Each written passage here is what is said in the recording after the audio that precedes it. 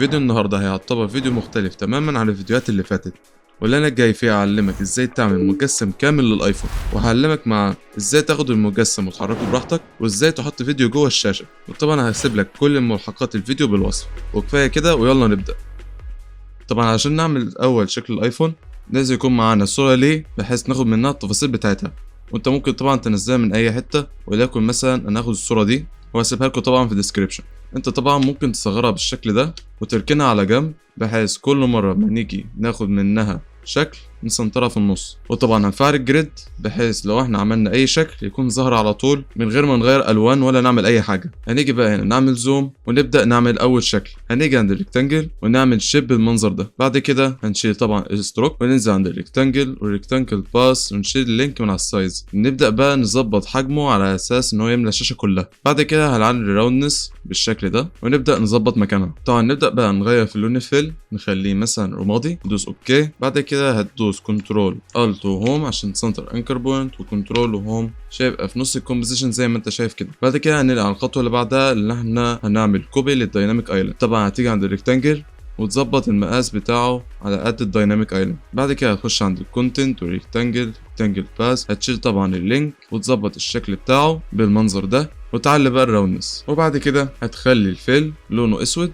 وطبعا بعد ما ظبطت شكله بالظبط هتخش على البوزيشن عشان لما نيجي نسنتره بالظبط. هتسنتر انكر بوينت، هتلاقي هنا كاتب لك الطول والعرض بتاعه. انت هتاخد بس الارتفاع بتاعه كوبي. بعد كده هتيجي هنا تدوس كنترول هوم، بعد كده تعمل بيست على الارتفاع بتاعه بس بالشكل ده. بعد كده انت ممكن تعمل دوبليكيت للشاشه تخليها وراهم. بعد كده انت ممكن تغير الفيل بتاعها تخليه مثلا اسود اكتر بالشكل ده، تدوس اوكي وتخش على السايز وتكبرها حاجه بسيطه بحيث تبقى دي الحواف، وتظبط طبعا الراوندنس ويطلع بعد كده الشكل الاخير دوت ليه. بعد كده بعد ما عملنا الواجهه الاماميه نخش بقى ايه على الكاميرا الخلفيه. هتبدا هنا طبعا هتدوس كيو لحد ما توصل للليبس تول. بعد كده هتفضل تعمل دواير على العدسات. بعد كده الفلاش والسنسور هتبدا تعمل دايره، تدوس شيفت عشان يطلع منتظم بالشكل ده. طبعا انت ممكن تكبره حاجه بسيطه، وبعد كده هتعلم عليه وتاخده دوبليكيت وتوزعه على الباقي.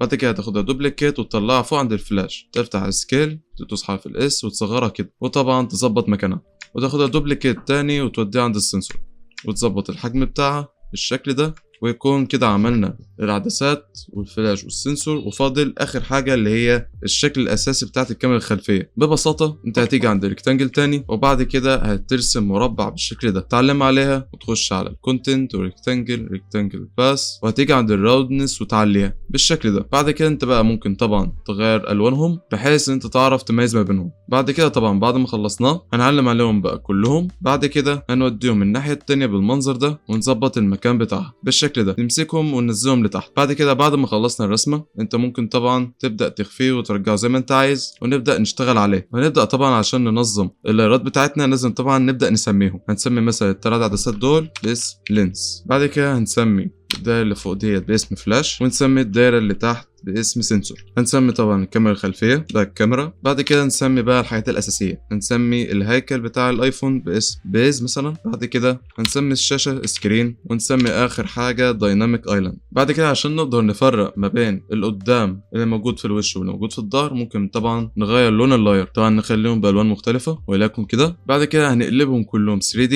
وهنيجي هنا عند الريندر ونخليها سينما 4D. بعد كده هنروح عند الكاميرا ونخليها كاستم فيو واحد، هتلاقيه طلعه لك بالشكل ده. وطبعا لو انت محتاج تشوف النتيجتين انت ممكن طبعا تخلي الفيو بدل ما يبقى شاشه واحده تظهر لك الشاشتين، الشاشه الاولانيه تبقى اكتف كاميرا والشاشه الثانيه تبقى طبعا كاستم بالشكل ده. بس انا طبعا هشتغل عند فيو واحد علشان حجم الشاشه. وطبعا تركيه تانية عشان تساعدك، انت طبعا ممكن تدوس شيفت واحد بالمنظر ده وتقعد تقلب لحد ما تظهر لك دي. طيب فايدة ايه بقى التول دوت؟ انت طبعا بروجكت معمول بطريقة سينما 4D فهيبقى ليها طول وعرض وسمك، فانت محتاج طبعا ان انت تقعد تلف البروجكت بحيث ان انت تشوف كل زاوية ليه بالمنظر ده. فاحنا طبعا عشان لسه ما عملناش حاجة فانت مش هتلاحظ فرق دلوقتي. هنيجي بقى نعدل شوية البروجكت بالمنظر ده. بعد كده هنكتب في السيرش ديبس، هتلاقي فتح لك الديبس في كل لاير موجود هنا. هتيجي بقى عند البيز وتبدأ تعلي منه شوية بالمنظر ده. وبعد كده هننقل على الكاميرا والسنسور والفلاش ممكن طبعا نفتح الفيو التاني ونخلي الفيو التاني دوت يعرض لنا منه الجزء الخلفي من التليفون. هنيجي طبعا من اول باك كاميرا لحد لينس واحد. بعد كده هنبدا نعلي الدبس بتاعه. بعد كده هتلاحظ لما جينا نعلي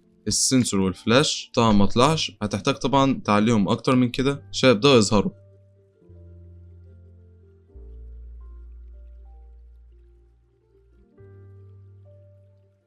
بعد كده طبعا انت ممكن تغير لون الفلاش للون الابيض بالشكل ده، وطبعا السنسور هيبقى لونه رمادي غامق شويه. وبعد كده هيكون انت ساعتها صممت الجزء الخلفي من التليفون. بعد كده طبعا دلوقتي هنخش على الجزء اللي بعديه، وهو اللي احنا هنبدا نعمل الزراير ومدخل الشحن والسماعات. وطبعا عشان نسهل علينا الموضوع ممكن نروح عند الديناميك ايلاند نعمل لها دوبليكيت ونسميها هنا بوتون واحد. هناخدها طبعا من هنا، بعد كده ننزلها تحت وهندخل طبعا عند الروتيشن تدوس حرف الار. بعد كده هتيجي عند الزد وتلفها 90 درجة، وهتيجي طبعا عند الواي وبرضه نفس الكلام تلفها 90 درجة. وطبعا عشان تفرق ما بينهم ممكن طبعا تغير لون الفيل تخلي لونه افتح شوية تدوس اوكي. بعد كده تغير الزاوية تخليها بالمنظر ده. بعد كده هتسنترها بالشكل ده. بعد كده لو انت عايز ترجع تاني بدل ما تكتب فوق ديبس ممكن تخش هنا عند الجيومتري اوبشنز. بعد كده انت هتلاقي هنا اكستروجن ديبس، تعلم منها وتطلعها بره شوية. بعد كده طبعا عشان نظبط حجم الزرار ممكن تخش عند الريكتانجل باس. بعد كده تروح عند السايز وتصغرها شويه بالشكل ده. بعد كده ممكن نعيد تسميتها بدل ما تبقى بوتون تبقى اكشن بوتون. بعد كده انت ممكن تعملها دوبليكيت تخلي اسمها بوتون واحد. بعد كده تنزلها تحت وتيجي عند السايز وتعليها شويه بحيث ان ده يبقى زرار السماعه. تعمل لها دوبليكيت تاني تنزلها تحت. طبعا هنعلم على واحده منهم نعمل لها دوبليكيت كنترول دي. بعد كده نوديها الناحيه التانيه نطلعها فوق شويه بالشكل ده. بعد كده ممكن نروح تاني عند كونتنت وريكتانجل باس ونعلم منها اكتر بالشكل ده. وبعد طبعا ما ظبطنا شكل الزراير هنروح طبعا عند المخارج بتاعت الشاحن والسماعه. انت ممكن تيجي تاني تروح عند الدايناميك ايلاند. بعد كده تعمل له دوبليكيت تطلعه فوق خالص. بعد كده هتبدا تظبطه. بعد كده انت ممكن تاخده وتظبطه تحت عند منفذ الشحن. تفتح الروتيشن هتيجي عند الاكس وتخليها 90 درجة. بعد كده هتيجي هنا فوق تدوس شيفت واحد وتظبط الفيو بتاعه بحيث ان هو يظهر معاك. بعد كده طبعا انت ممكن تغير لونه لون رمادي دوس اوكي. وبعد طبعا ما تظبط مكانه بالشكل ده ممكن طبعا تروح عند الدبس وتعلي منه حاجة بسيطة بحيث ان هو يظهر بس.